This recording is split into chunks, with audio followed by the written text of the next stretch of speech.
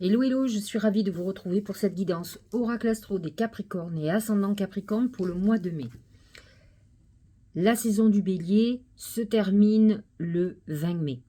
Et là, on rentre dans la saison du Taureau, qui est une excellente saison pour vous. Vous avez déjà été particulièrement favorisé puisque Jupiter était en Taureau toute l'année et est positionné dans votre maison 5. C'est une maison de chance. C'est la maison des gains au loto, par exemple, aux gains de jeux de hasard. C'est la maison de la créativité, des enfants, de l'amour. On est dans une maison où on est dans le plaisir et dans tout ce qui peut nous rendre heureux. Et donc Jupiter vous a amené, alors non seulement l'abondance financière, mais aussi les portes ouvertes vers une période beaucoup plus agréable et pourquoi pas très amoureuse. Vous auriez pu, durant toute cette année, rencontrer quelqu'un. Alors actuellement, sur le mois de mai en tout cas, et une partie d'avril d'ailleurs, il touche surtout le dernier décan, les personnes qui sont nées entre, comment dirais-je, le 10 et le 21 mai, et le 20 mai à peu près, non, parlons de Capricorne, pardon, de ceux qui sont nés effectivement entre le 10 et le 20 janvier à peu près, hein, dans ces eaux-là. Et donc ceux-là sont plutôt favorisés. Là actuellement, il va y avoir une conjonction Jupiter-Soleil qui va vous ouvrir des possibilités. Et si vous n'avez pas fait de rencontre, par exemple, ou si vous n'avez pas eu l'année comme je vous l'explique, vous allez avoir des perspectives nouvelles, des opportunités et peut-être une très très belle rencontre. D'autant plus que Vénus est dans le signe du Taureau jusqu'au 24 mai. Mercure rentre dans le Taureau à partir du 16 mai. Avant, il est en Bélier et il est positionné dans votre maison 4 et votre maison 4 concerne tout ce qui est familial. Donc vous avez dû être préoccupé par tout ce qui est famille, peut-être des papiers administratifs ou autres à faire au niveau de la famille. Là, Mercure rentre dans votre maison 5 et donc vous avez envie... vous allez en profiter, c'est le mois de mai, il y a beaucoup de ponts, vous aurez envie de légèreté, de lâcher prise, de prendre du plaisir, surtout si vous avez fait une très belle rencontre. Uranus est toujours positionné dans le Taureau, il y est depuis longtemps et amène du soudain, de l'imprévu. Donc vous pouvez avoir eu justement quelque chose d'imprévu. D'autant plus que le 30 avril, il y a une conjonction exacte Jupiter-Uranus. Et début mai, vous le sentirez encore. Hein. Elle est à 2 degrés d'écart. La conjonction exacte, elle est là. Donc effectivement, tant qu'elle monte, qu'elle est à quelques degrés, mais qu'elle n'est pas encore exacte, on sent une pression et une influence. Hein. Donc il peut y avoir des événements imprévus très importants dans votre vie qui chamboulent tout et en tout cas qui pourraient être très positifs puisque cette saison est positive pour vous. Alors vous l'aurez compris, si Jupiter finit sa course en Taureau, ça veut dire qu'il va s'installer après en Gémeaux. Vous êtes beaucoup moins fan du Gémeaux, d'autant plus qu'il va se positionner dans votre maison 6. Maison 6, maison de la santé, maison du travail et de vos routines, de vos obligations. Donc Jupiter va mettre en lumière ces thèmes-là toute l'année.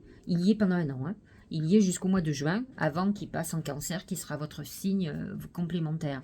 Donc Vénus va être en Gémeaux. Donc c'est plutôt à partir du 24 mai, c'est pas particulièrement amoureux, mais vous pourriez rencontrer quelqu'un en faisant aller faire du sport.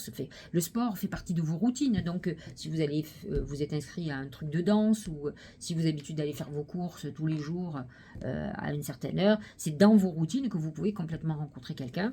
Ou si vous allez à l'hôpital voir quelqu'un qui est malade, ou en vous faisant soigner par exemple, ou par le biais du travail, puisque la maison 6 représente le boulot. Donc Jupiter va mettre en lumière ces thèmes, donc autant vous dire que comme vous êtes un gros bosseur ou une grosse bosseuse, vous allez encore bosser, hein. Jupiter est un amplificateur, donc vous pourriez avoir quand même des obligations qui freinent quand même votre élan, mais Jupiter va augmenter la masse de travail, donc j'espère pour vous que vous saurez vous donner quelques moments de répit. Pluton étant en Verseau, il vient de quitter votre signe, hein. Vous réjouissez pas, je crois qu'il refait une petite excursion fin d'année dans votre signe, il va toucher le dernier Capricorne, dernier décan. Donc Pluton est en Verseau dans votre maison 2 et donc il transforme là tout ce qui est lié à votre vie financière, patrimoine.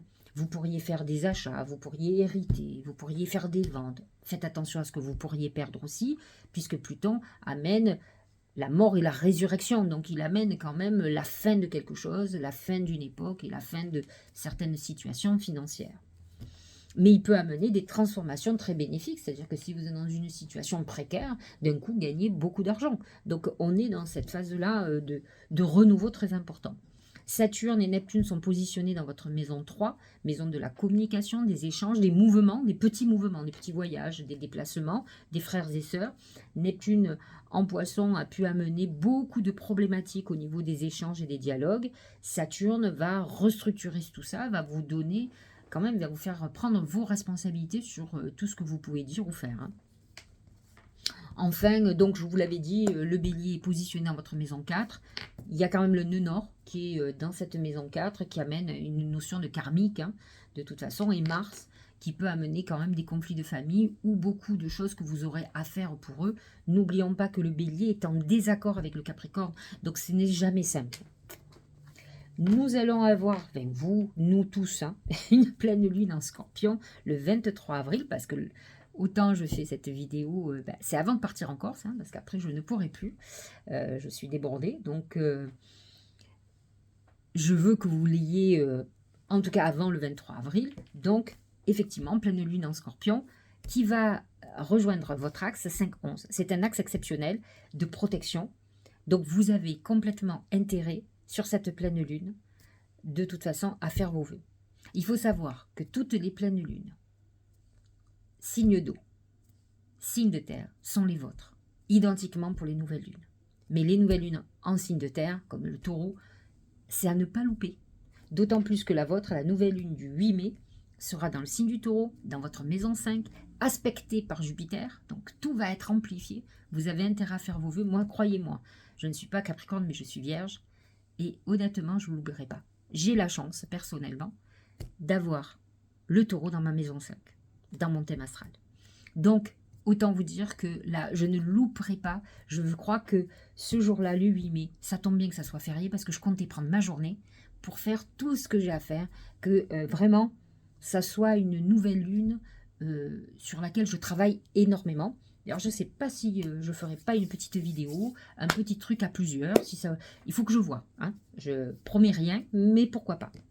Pleine lune en Sagittaire, qui sera dans l'axe 6-12, l'axe de la santé. Donc, avec Jupiter qui va amplifier le côté maison 6, santé, travail, etc. Mais surtout, l'axe 6-12, c'est les épreuves, c'est tout ce qui peut être... qui a une lourdeur dans notre vie, c'est-à-dire nos obligations. On doit aller travailler pour gagner de l'argent. On doit se soigner parce qu'on est malade. On doit s'occuper de nos personnes âgées, on doit s'occuper de ses enfants. C'est les obligations importantes qui sont là et qui vont mettre en lumière et donc, je vous l'ai dit, exacerbées, amplifiées par Jupiter. Voilà pour l'astrologie. Nous allons parler des oracles et on va commencer par le mien, l'oracle magique du mar de café. Vous savez que vous pouvez vous le procurer sur mon site, sur sylviecario.com ou sur notre site d'édition 13, comme le signe 13, et trèfle, comme le trèfle à 4 feuilles, édition.com. Et vous pouvez l'acheter sans problème. Alors, pour le mois de mai, c'est la montagne. La montagne, c'est plusieurs choses. C'est les obstacles, les épreuves. Mais j'ai envie de vous dire, si vous voyez la symbolique du Capricorne, c'est une chèvre qui monte sur une montagne escarpée. Exactement la même que celle-là. Donc vous avez l'habitude de la difficulté. Vous avez la persévérance. Vous avez la ténacité, la détermination qui vous permet d'évoluer, même si c'est difficile. Alors, ça représente ça, mais la montagne représente aussi l'élévation. Il ne faut pas le négliger. Donc vous êtes dans une période d'élévation, je vous l'ai dit, c'est un mois très chanceux. Entre fin avril et mai, Jupiter vous accompagne, et là en plus toutes les planètes en taureau vont amplifier ce côté chanceux. Donc c'est le moment d'y donner un coup. C'est malheureux que ça soit le mois de mai avec tous les ponts qu'il a où on prend beaucoup plus de repos qu'autre chose, mais cela dit, la maison 5 c'est aussi la maison des plaisirs. Mais n'empêche que ces montagnes, c'est de toute façon, vous fonctionnez dans le sens où, pour vous, l'objectif c'est d'atteindre le sommet. Autrement, ça ne vous intéresse pas. Vous êtes prêt à souffrir, mais pour obtenir quelque chose. Vous ne vous engagez pas dans quelque chose si ce n'est pas du gagnant. Ça, c'est le fondamental du Capricorne. Excusez-moi. je vais y arriver. Au niveau travail, regardez, c'est les blés, c'est la récolte, c'est l'argent qui arrive, c'est l'argent. Le blé, on sait très bien que c'est tout ce qui est financier, c'est tout ce qui est alimentaire, donc vous rentrez dans une période de faste, et financièrement, et professionnellement, accroissement de clientèle, augmentation de chiffre d'affaires, augmentation dans vos comptes en banque, vous pourriez avoir un coup de bol financier, une promotion professionnelle, enfin bref, moi super. Au niveau sentimental, c'est le pont. Le pont, c'est la phase transitoire. Alors, c'est très simple. Si vous venez d'en rencontrer quelqu'un, eh bien, effectivement, il faut que le temps, l'histoire s'installe. Là, on est dans quelque chose... Vous êtes très frileux, hein. Le Capricorne n'est pas moins insensible, n'est pas moins sensible, pardon, mais il se protège beaucoup. Donc, vous pourriez être dans cette phase où on fait connaissance, où on est un peu frileux, mais on est entre peut-être une histoire passée ou le fait d'avoir guéri sur le passé et sur un avenir que l'on voudrait mettre. Donc on est dans cette phase transitoire au niveau de l'amour, mais on peut l'être aussi avec quelqu'un avec qui on est en couple et de qui on veut se séparer. On n'est pas encore, on n'a pas amorcé l'avancement, mais je pense que de toute façon Jupiter, là la fin de Jupiter, va vous aider à prendre des décisions très importantes. Au niveau santé, c'est le chien. Le chien représente l'amitié. Il représente rien d'autre. Et donc, si c'est au niveau de la santé, vous pourriez être contrarié, inquiet ou inquiète pour quelqu'un de proche, pour sa santé. Ça pourrait être quelqu'un aussi bien de la famille que quelqu'un amical qui vous inquiète au niveau de sa santé morale ou physique. J'ai demandé à mes guides comment la chance allait se manifester pour vous. Et regardez, c'est le livre. Le livre représente les études. Peut-être êtes-vous dans une période où vous êtes enclin à reprendre des études, vous former de façon nouvelle. Ça peut être, le livre peut représenter des contrats que vous allez signer. C'est une phase où vous allez vouloir vous ouvrir et prendre beaucoup plus de connaissances. Donc, vous êtes dans une période d'ouverture très importante. Peut-être allez-vous gagner quelque chose administratif, une procédure ou quelque chose qui va faire que ça va être le coup de chance du mois de mai. Au niveau du Tao, c'est le rassemblement, amoncellement, convergence, unification, assemblage, combinaison de forces, supériorité de l'ensemble par rapport aux parties. On est dans un moment où effectivement, c'est un peu comme tout à l'heure quand on a vu la montagne, il va falloir réunir vos forces, donner un grand coup de collier pour pouvoir avancer. Je vous le redis, vous êtes accompagné de Jupiter. Il pourrait y avoir d'ici la fin du mois, début du mois de mai, un événement brusque, plutôt positif, qui change la donne pour vous. Donc, vous n'aurez pas persévéré au hasard ou de façon pour rien, quoi. Hein, vous allez vers ce qu'il faut, ne vous inquiétez pas. La transmutation. La transmutation, c'est le moment de compter sur votre guérisseur intérieur. On est dans une période de guérison. J'ai envie de vous dire que l'arrivée du Soleil en Gémeaux et Jupiter en Gémeaux va vous amener à cette guérison. C'est la maison 6 quand même, et la pleine lune du Sagittaire, avec le Sagittaire dans votre maison 12, vous amène à ce travail-là. Donc on est dans ce mois-ci quand même, à partir du 23 mai, dans une période où effectivement on nous amène à changer tout ce qui doit être changé. La guérison, elle est intérieure, personnelle, elle est physique, elle peut l'être, mais elle peut être aussi guérir d'une relation amoureuse, guérir de situations qui ne fonctionnent plus, d'une déception. Soyez plutôt alignés avec vous, avec vos envies, avec vos désirs, pour ne pas être en désaccord avec vous et pouvoir guérir beaucoup plus vite. Au plus on est aligné, au plus on est heureux. Le corps messager.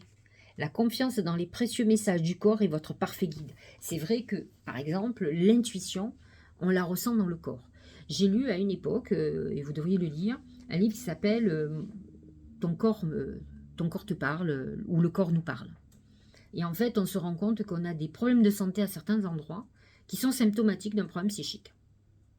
Donc, tous les endroits, tous les points, les méridiens, comme on dit. C'est pour ça que la médecine chinoise est assez extraordinaire, puisqu'elle a des points qui correspondent. Mettons, on vous touche le bout de, je crois, du pouce du pied, ça touche le foie. Alors, je dis une bêtise, hein, peut-être, j'y comprends rien, mais je crois que c'est un truc comme ça, ou l'hypophyse, ou peu importe. Et donc, en fait, les Chinois avaient tout compris déjà. Ils se disent que certains points qui peuvent vous faire mal, peuvent régler d'ailleurs les problèmes, Et d'un autre côté, et c'est vrai, on ne sait pas pourquoi, des fois on vous touche un endroit, mais ça fait très très mal. Moi, j'ai quelqu'un qui fait de la médecine chinoise, qui est assez extraordinaire d'ailleurs. J'avais un problème de genou qui m'a réglé ni une ni deux. Chapeau. Moi qui ne crois pas en grand-chose à ce niveau-là d'ailleurs. Je crois plus en la voyance finalement, en ce que je sais faire, mais bon, je suis un peu comme Saint Thomas quand même. Et donc, effectivement, à vous d'écouter votre corps. Si par exemple vous avez pris du poids, si vous avez mal quelque part, c'est certainement, et c'est sûr, même symptomatique d'une problématique que vous avez. Et il est temps que vous le régliez. C'est les problématiques du corps vont vous aider à aller vers ce que Jupiter vous demande de faire. Travailler différemment, vous soigner, prendre soin de vous. Vous êtes rentré dans une année qui est comme ça. N'oublions pas que l'année prochaine, à partir du mois de juin, c'est l'année des cancers, votre signe complémentaire. Et que vous terminez les 6 années depuis votre année. Regardez ce qui s'est passé il y a 6 ans, qui va se clôturer l'année prochaine. Donc, il y a 6 ans, en 2025, ça faisait 2019. Regardez ce qui s'est passé à ce moment-là. C'est très important de le comprendre. J'espère que cette guidance vous aura éclairé. Je vous embrasse, je vous souhaite un très bon mois de mai. Profitez-en, vous avez un mois exceptionnel. Et je vous dis à très bientôt.